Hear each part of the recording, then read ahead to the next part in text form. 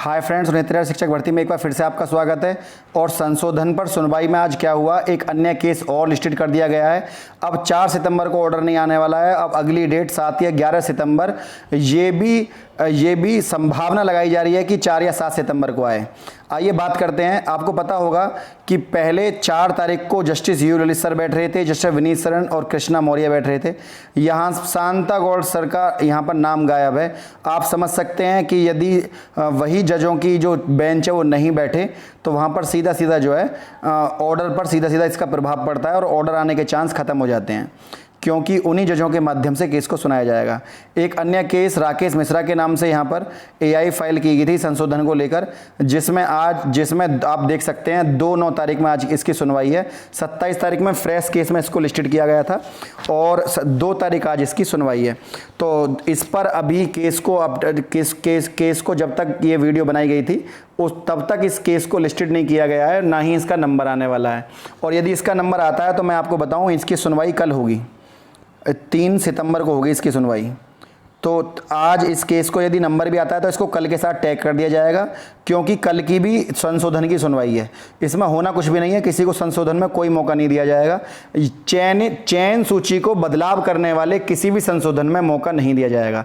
अर्थात यदि आप संशोधन करेंगे, माता का नाम, पिता का नाम, एड्रेस में आप बदलाव कर सकते हैं, आप अपने नंबरों में बदलाव नहीं कर सकते, क्योंकि नंबर आपने एक बार भर दिए, उनमें कोई बदलाव नहीं होगा, ऐसा कोर्ट का मानना है। और यही बात इलाहाबाद हाई कोर्ट ने पहले भी कह चुकी है। उधर आपको पता है अभिषेक कुमार एक अन्य केस एआई के माध्यम से रजिस्टर्ड किया गया, दूसरे नंबर पर फ्रेश केस है।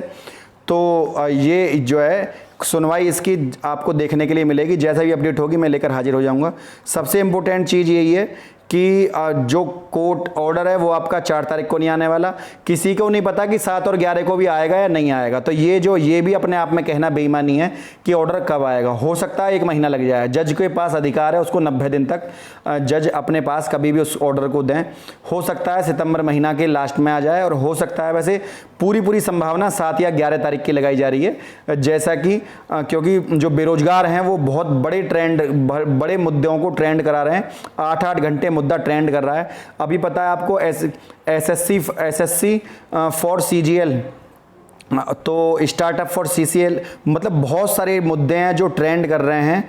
तो voice of fort SSC CGL के खिलाफ, तो ये जो चीज़ें हैं 8 घंटे ट्विटर पर ट्रेंड कराया मुद्दा, तब जाकर कहीं एसएससी ने पूरा कैलेंडर जारी किया है मात्र 8 घंटे में ही। तो युवाएं अगर उठ जाएं, बेरोजगारी के खिलाफ अपनी आवाज़ को उठाएं, तो सरकार के कान पर जूं रहेंगी और सरकार इन कामों को करेगी। क्योंकि बहुत सारी चीज़ें हैं, हम भी सरकार के पक्ष में, हमने सरकार को वोट दी, हमने सरकार को बनाया। अब सरकार का कार्य है कि सरकार बेरोजगारों को रोजगार दे। संशोधन पर सुनवाई में जो मुद्दा है, अगर आज मुद्दा उठता भी है तो कल के लिए टैग करा दिया जाएगा, क्योंकि सबको पता है कल भी इसकी सुनवाई होनी है, तो सीधा सीधा टैग कराया जाएगा मुद्दा ये। तो संशोधन में कुछ नहीं होने वाला। उधर संशोधन की जो अपडेट है वो मैं आपको बता दूं, यदि कल भी इसकी सुनवाई होती है तो जो अपना केस है संशोधन वाला, इसमें क्या है, इसमें इलाहाबाद हाई कोर्ट की कॉपी जो है वो लगा दी जाएगी, जिसमें लिखा हुआ है कि जियो के अनुसार किसी को भी संशोधन का कोई मौका ना दिया जाए। अब आपको पता है, क्योंकि अर्चना नाम से एक महिला हैं जो संशोधन के ऊपर केस को जीत गई हैं और उन्हें सरकार ने संशोधन का मौका दिया है। लेकिन उसमें साथ कोर्ट ने ये भी कहा है कि यदि जो चयन सूची है उसको प्रभावित करने वाला कोई भी कार्य आप नहीं कर पाएंगे। इसका मतलब यह है मार्क्स में कोई चेंज नहीं होगा, नंबरों में कोई बदलाव नहीं होगा, केवल माता का नाम, पिता का नाम, address, registration number, roll number में कोई मिस्टेक हो तो आप सही कर लीजिए उसको। लेकिन जो प्राप्तांक जो भरे हैं जिससे चयन सूची बनती है, जिन प्राप्तांकों का आपको पता है हाई स्कूल, इंटर, ग्रेजुएशन और बीएड का 10% जुड़ता है, और जो परीक्षा आपने पास करी है उसका 60% जुड़ता है। ठीक है, तो उसको वो मेरिट के जो नंबर हैं उनमें आप कोई बदलाव नहीं कर सकते, बाकी आप बदलाव कर सकते हैं, ऐसा कोर्ट ने कहा। तो इसमें कुछ नहीं होने वाला है संशोधन वाले मुद्दे में। इसको ज़्यादा सर पे ना चढ़ाएं मुद्दे को, ना ही इसमें कोई जान है।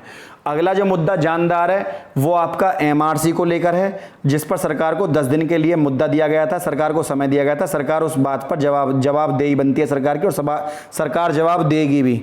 2-4 दिन में जो पीएनपी सचिव हैं अनिल भूषण जी, उनको तलब कर लिया जाएगा और उनको वहाँ पर रिपोर्ट देनी होगी, सबसे बड़ी बात यही है। और यदि उनको नहीं तो किसी वरिष्ठ अधिकारी को वहाँ पर बुलाया जाएगा, क्योंकि जो पीएनपी है, जो एनसीबीसी है, अन्य पिछड़ा वर्ग आयोग, उसका अपनी ही कार्यशैली है और उसको कुछ अधिकार हैं, उनके माध्यम से वो उनका प्रयोग जरूर करेगा। उधर सरकार जो 22,000 सीटों को बचा रही है, सरकार को 22,000 सीटें बचाने का कोई अधिकार नहीं है। सरकार उनको जोड़कर सेकंड काउंसलिंग में उनको जोड़े, क्योंकि जो न्याय है, जो कोर्ट का जस्टिस है, जो कोर्ट है, वो कोर्ट ने ये कहा है कि 1,37,000 पदों को, भोला शुक्ला वाले केस में 1,37,000 पदों को भरा जाए विदिन 6 मंथ, 6 माह के अंदर। लेकिन सरकार ने उस चीज़ की तरफ नहीं देखा। सरकार चाहती है कि नए पदों पर नई भर्ती निकले और सरकार राजस्व इकट्ठा करे, पैसे इकट्ठा करे, 500-500 रुपये दोबारा।